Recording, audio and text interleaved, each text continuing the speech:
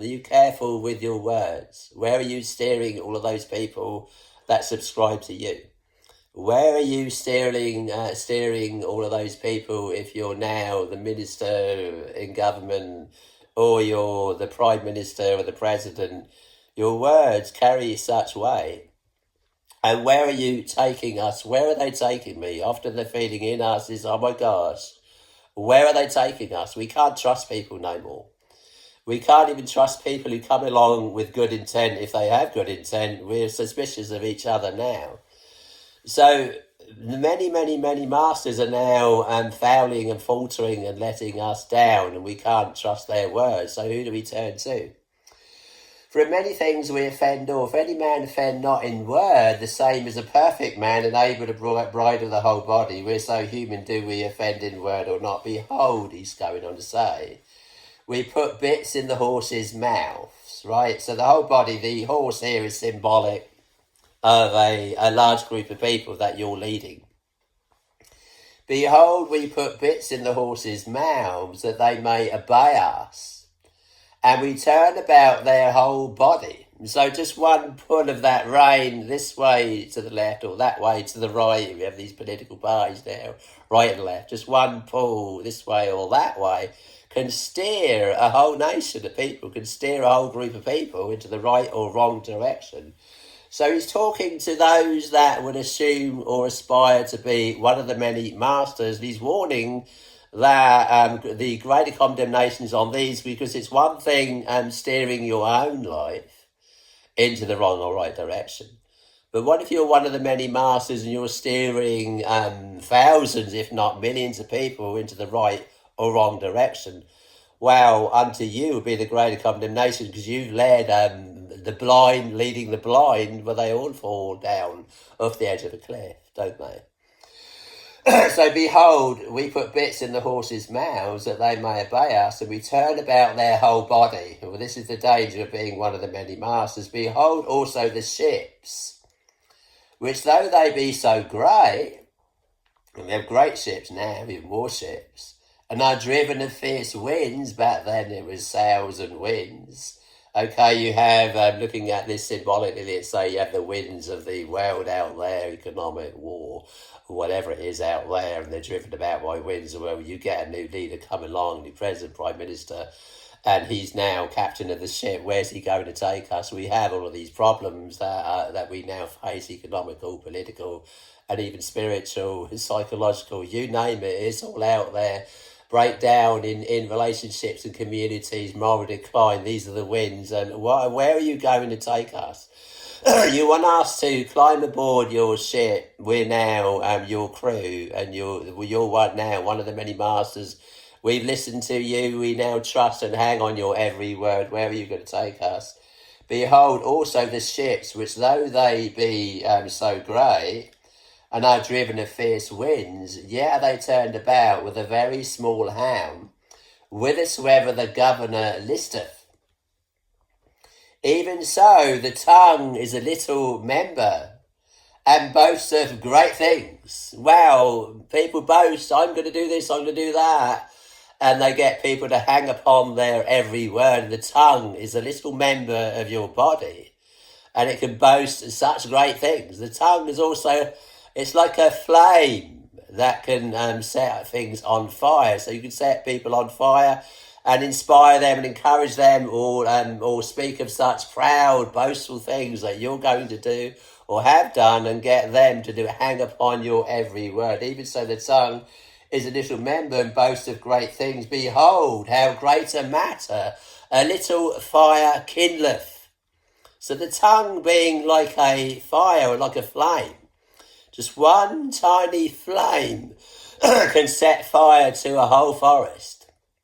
You might have a whole forest of trees that have been growing for centuries, and then some bright spark comes along with a little flame and he sets the whole thing on fire and changes centuries and centuries of traditions and beliefs that were once held dear by millions. And these symbolically looking at this as like a forest fire that's now been set on fire by someone's tongue and misguided words. Even so, the tongue is a little member and boasts of great things. Behold, how great a matter a little fire kindleth. The tongue, it's saying, the tongue is a fire. In a world of iniquity. So you have a world of iniquity. Where's it all coming from? Largely from the tongue. We have a war of words now raging, like a forest fire raging. And all of these tongues waggling, and just one small word can change so much. So you're one of the great, you're one of the many masters, and the tongue being a fire can set on fire a whole forest fire. And so he says that the tongue is a fire, a world of iniquity. In other words, the tongue in a world of iniquity, so is the tongue among our members, that it defileth the whole body, and set on fire the course of nature, and is set on fire of hell. So you have the course, the natural course of things can now be set on fire. And where's the fire coming from? It can be coming from hell. Are you speaking from heaven? Are you speaking from hell? Many politicians, wittingly or unwittingly, speaking from hell now. Their tongues inflamed and inspired by hell itself. So speaking from hell and not from heaven. For every beast, for every kind of beast and of birds and of serpents and of things in the sea is tamed. In other words, have you ever seen these people? They can tame a bear, they can tame a lion. These can be tamed. We've seen so many people that can tame eagles and such. For every kind of beast and of birds and of serpents, even snakes can be tamed. And of things in the sea that can tame whales and dolphins, and have been tamed of mankind. So yeah, we've seen so many that can tame so many creatures and birds. But the tongue is the thing. But the tongue can no man tame. It is an unruly evil full of deadly poison.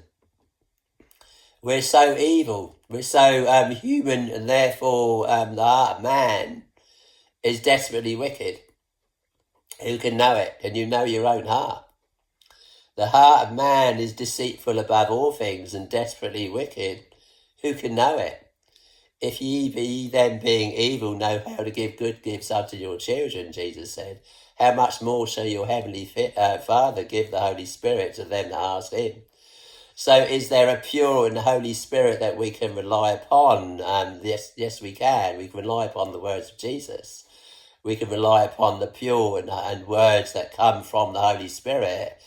And therefore, holy men spake, people that in other words were filled by God's Holy Spirit. Holy men spake as they were moved by the Holy Spirit.